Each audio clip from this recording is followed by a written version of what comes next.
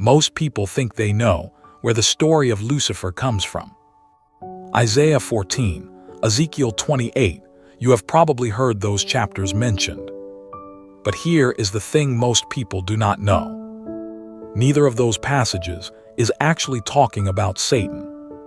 Not primarily, not in their original context. Both passages are addressed to human kings, one to the king of Babylon, one to the king of Tyre. And the word Lucifer, it does not exist in the original Hebrew text.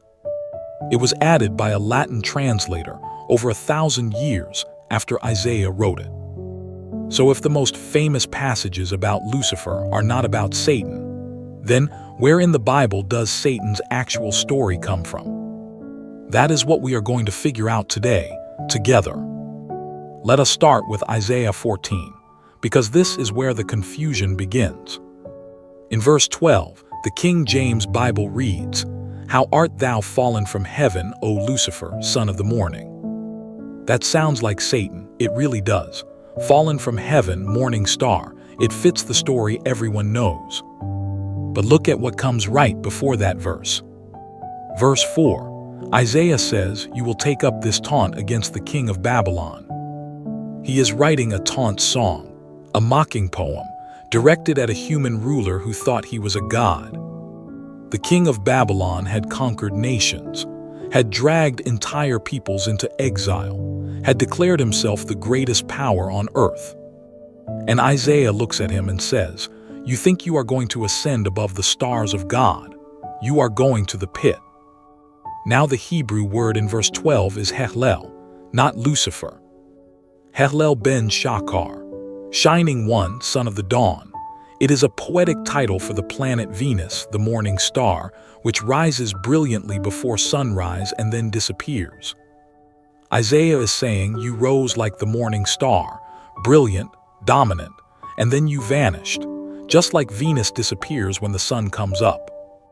The word Lucifer comes from a Latin translation made around 400 AD by a scholar named Jerome. He translated Hellel as Lucifer, which in Latin simply meant the morning star, the light bringer. It was not a name for the devil, it was a word for Venus. Over the following centuries, Christian interpreters read Isaiah 14 alongside passages about Satan's fall and concluded it must be describing the same event. Lucifer became the devil's name, and it stuck. Now let us go to Ezekiel 28, because this one is different, and this one is where it gets genuinely complicated. Ezekiel chapter 28, verse 1 through 10 addresses the prince of Tyre, a human ruler. But then something changes. In verse 11, the passage shifts to the king of Tyre, and the description becomes impossible to apply to any human being. You were the seal of perfection, full of wisdom, perfect in beauty. You were in Eden, the garden of God. You were the anointed guardian cherub. I established you. You were on the holy mountain of God. You walked among the fiery stones. You were blameless in your ways from the day you were created, till iniquity was found in you. No human king was created blameless. No human king walked on the holy mountain of God. No human king was in Eden as an anointed guardian cherub. Most Bible scholars who have studied this passage believe that while it starts as a message to the historical king of Tyre, it moves into a description of the spiritual power behind that king, the real king behind the prince. And that description, the anointed guardian cherub, blameless at creation in Eden on the holy mountain, fits no one else in all of Scripture. Your heart became proud because of your beauty. You corrupted your wisdom for the sake of your splendor. There it is, pride. That is the sin that started everything. But here is the honest question.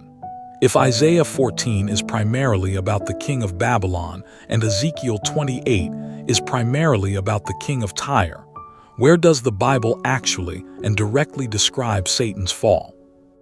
The answer is that the Bible never gives us one single complete account of the fall in one place. It is scattered, in fragments, across multiple books and centuries. But when you gather all the fragments together from Job, from the Gospels, from Revelation, from Paul's letters, a complete picture emerges, and it is extraordinary. Let us gather them one by one. Fragment 1, Job chapter 1 verse 6. One day the sons of God came to present themselves before the Lord, and Satan came with them. Read that carefully. This is after Satan's fall, and he still has access to heaven. He can still stand before the throne of God. God asks him, "Where have you come from?" And Satan answers, "From roaming through the earth and going back and forth in it." So at the time of Job, Satan had fallen from his original position, but he had not yet been cast out of heaven permanently. He still had access. Fragment 2, and this one comes from Jesus himself. Luke chapter 10 verse 18. Jesus has just sent out 70 disciples to preach and heal. They come back amazed. "Lord," they say, "even the demons submit to us in your name." And Jesus replies with something remarkable. He says, "I saw Satan fall like lightning from heaven." He was not predicting a future event. He was describing something he witnessed, something he saw happen before he took on human flesh. Jesus existed before the world was made. He was there when Satan fell, and he says, "I watched it happen." Fragment 3, this one is from the book of Revelation, chapter 12. And war broke out in heaven. Michael and his angels fought against the dragon, and the dragon and his angels fought back. But they did not prevail. No place was found for them in heaven any longer. So the great dragon was thrown down, that ancient serpent, called the devil, and Satan, who leads the whole world astray. He was hurled to the earth, and his angels were hurled down with him. A third of the stars of heaven were swept away with him, a third of the angelic host. The scale of the rebellion was enormous. Now here is a question scholars have debated for centuries. When did this war in heaven happen? Before creation? At the cross? At the end of time? The honest answer is that the Bible is not entirely clear. Some passages suggest the fall happened before the Garden of Eden, since Satan was already there as a serpent. Others suggest Revelation 12 describes a future event. What is clear is this: the fall happened. It was real, a real war in a real dimension, and Jesus confirmed it with his own words. So now we have the fragments, and when you lay them together, a picture of Satan before his fall begins to take shape. Ezekiel 28 describes a being who was the seal of perfection, full of wisdom, perfect in beauty. Every precious stone was his covering: carnelian, topaz, jasper, emerald, turquoise, sapphire, adorned in gold. He was the anointed guardian cherub, the one who covered, which may mean he was the being stationed at the very throne of God, the highest position any created being could hold. He was on the holy mountain of God. He walked among the fiery stones. He was blameless from the day he was created. John 8:44, Jesus describes Satan as a murderer from the beginning, and the father of lies. That truth was not in him. 1 John chapter 3 verse 8, the devil has been sinning from the beginning. So this being the most beautiful, the most honored, the closest to God of all created beings chose something. And that choice is where everything went wrong. What was the sin? Ezekiel 28 verse 17 gives us the diagnosis. Your heart became proud because of your beauty. And Isaiah 14, even if its primary target is the king of Babylon, gives us the language of what pride sounds like at its worst. 5 times in 3 verses, the text records the words "I will." I will ascend to heaven. I will raise my throne above the stars of God. I will sit on the Mount of Assembly. I will ascend above the heights of the clouds. I will make myself like the Most High. 5 times I will. I will, I will, I will, I will. The sin was not something done to him from outside. It was found in him. Ezekiel 28 is specific about that. The iniquity was found in him, as a corruption of the good that God had put there. God did not create a devil. He created the most beautiful being in existence, and that being turned itself into the devil through pride. And then he was cast out, thrown down. The same God who established him in beauty and honor expelled him. Ezekiel 28:17 again. I cast you to the ground. I exposed you before kings. Revelation 12:12 says something that makes the present world make sense. Woe to the earth and the sea, because the devil has gone down to you. He is filled with fury, because he knows his time is short. The violence, the deception, the suffering in this world, it is not random. It is the fury of a being who has already been defeated, who knows the ending, and is trying to take as many people as possible with him before his time runs out. 1 Peter chapter 5 verse 8. Your enemy, the devil, prowls around like a roaring lion looking for someone to devour. A lion, not a defeated prisoner, an active prowler, still dangerous, still hunting. But notice what Peter says next.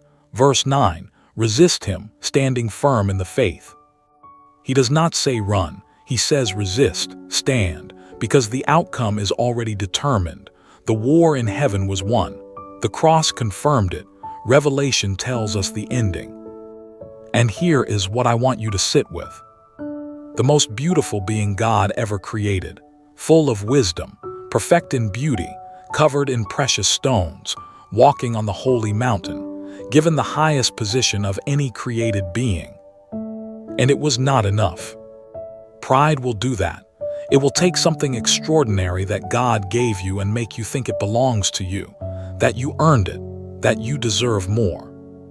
The same sin that brought down the most beautiful being in creation is the same sin that blinds people today, just at a smaller scale. And the same God who created that being in perfection, who watched it choose pride over worship, who cast it down from the mountain, that God saw it coming before he even created it. Revelation 13:8. The Lamb was slain from the foundation of the world. Before the world was made, before pride entered the heart of the guardian cherub, before the garden, before the fall of Adam, God had already planned the rescue. The enemy made his move, knowing the board was already set. And the ending of the story is already written. Revelation 20:10.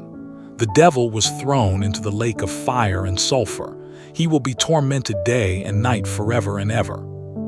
The most powerful enemy humanity has ever faced, the being who was present at creation, who corrupted the pre-flood world, who has been prowling the earth for millennia. Already sentenced, the verdict already passed, the execution already scheduled. And the God who planned the rescue before the foundation of the world is the same God who sees everything happening in your life right now. Drop a comment below. Which part of this changed how you understood the story? Was it the Lucifer translation, Ezekiel 28, the war in heaven in Revelation 12? I read every single one. And if you know someone who has questions about where evil came from, send them this. Let them follow the trail. Subscribe to Plus One Faith.